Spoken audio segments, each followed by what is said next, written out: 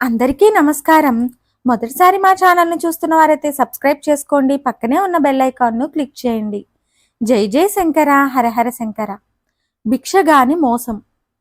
ఒకరోజు పరమాచార్య వారు భక్తులు వెంట రాగా వీధిలో నడుచుకుంటూ పోతున్నారు. ఒక భిక్షగాడు కాలికి పెద్ద కట్టుతో అక్కడి వారిని ధర్మం చెయ్యమని అడుగుతున్నాడు.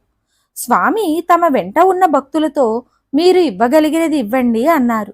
వెంటనే భక్తులు అందరూ కలిసి కొంత మొత్తం డబ్బు అతనికి ఇచ్చారు.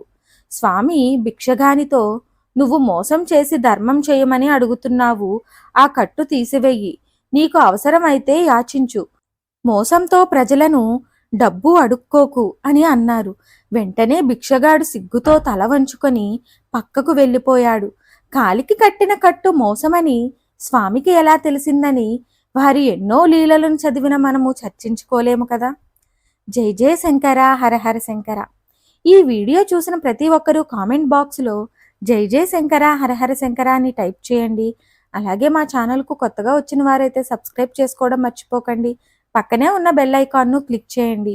ఈ వీడియోను లైక్ చేయండి, షేర్ చేయండి, కామెంట్ రూపంలో మీ అభిప్రాయాన్ని తెలియచేయండి.